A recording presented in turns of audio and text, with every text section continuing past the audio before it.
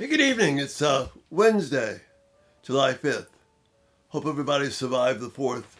And welcome to my channel, Everyday Talk 24/7. I'm just doing some standalones in terms of videos just for a while, just to, kind of break up the flow a little bit. Tonight I want to talk about a question that we talk about anger a fair amount. But the question I want to ask tonight is, why do people make you angry? Why do people make you angry? And there obviously could be tons of reasons, but what I want to focus on tonight is about one of the reasons that people make us angry is because we don't listen to them. That's right, that's what I said. One of the reasons that people make us angry is because we don't listen to them. Proverbs 18:13 says this: "He who answers before listening, that is his folly and his shame." He who answers before listening, that is his folly and his shame. So this is the disgraceful thing to answer before listening. But what does that really mean? What that means is, by answer before listening, I'm answering to either respond or to defend. I'm going to defend or I'm going to respond. But I'm not listening to understand. See, what the proverb is teaching us is to listen to understand. He who answers without listening, that's a shameful thing, because you're not really trying to hear the other person. Whether this is in a husband-wife relationship, or whether it's with your teenagers, or if you find out that people are making you angry, one reason maybe is because you're not listening to them. And if I'm listening primarily so that I can defend myself, or I'm listening to, I can have a good response to them, you see, that's not what God's called me to do. That's not a biblical pattern. That's a very selfish pattern, because I'm not being invested in that person. And they don't believe that they're being heard.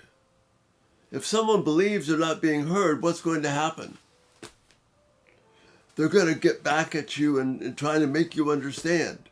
And then you become angry because now they're not listening to me. See, it's a very tight, vicious cycle. But as strange as it may seem, one reason that people make you angry is because we don't listen to them. And they don't believe that they're being heard. And if they're not being heard, then they don't believe they're being understood. A really good guideline in this whole area is to keep the discussion going till when you're having a breakdown in communication and someone says you're not listening, you don't understand.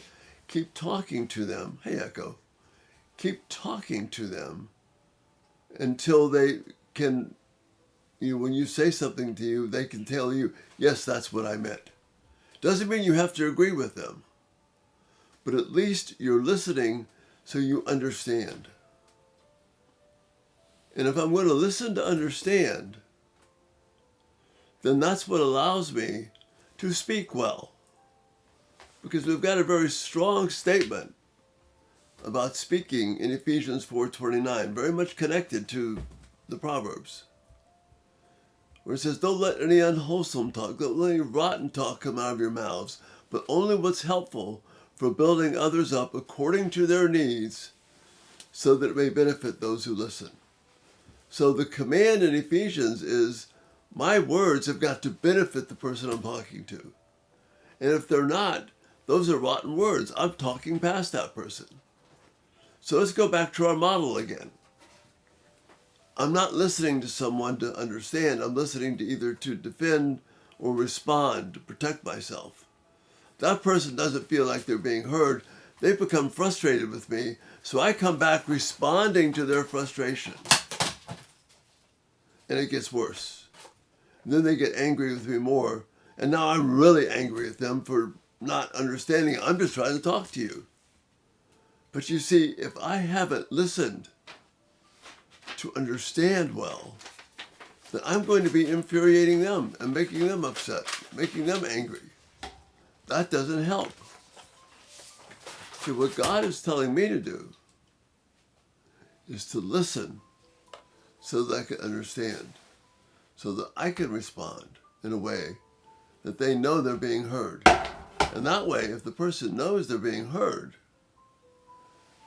then there's real hope. Now we can communicate.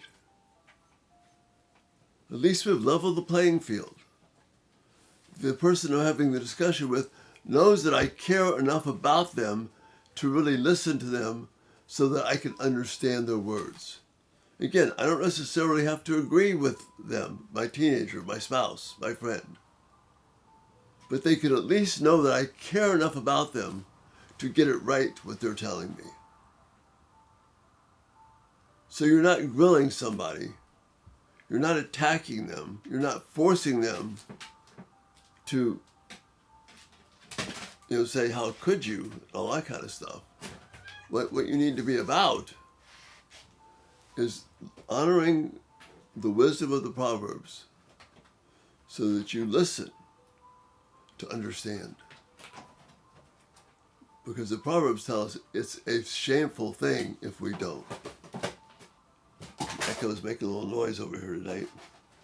Enjoying playing at my bookshelf. Anyway, and that way, that allows me to speak in a way that's going to benefit the person I'm talking to. I'm just not giving my opinions. That person has been helped by my words. But it starts with grasping the power of the Proverbs 18:13. He who answers before listening, that's his folly and his shame. Don't answer to defend. Don't answer to respond or to build your argument. Answer because you've listened. Answer because you've understood. And that's the beginning of solid communication. And that's one way of shutting down anger. Because we wind up being angry at people that we don't think that they're getting us because we're not listening to them.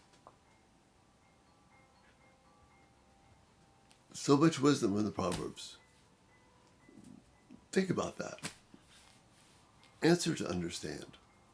Give me some thoughts and feedback on this. I'd love to hear your thoughts. And again, you have a great night.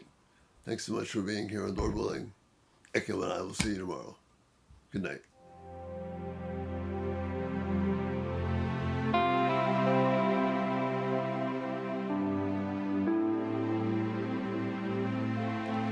Thank you for watching.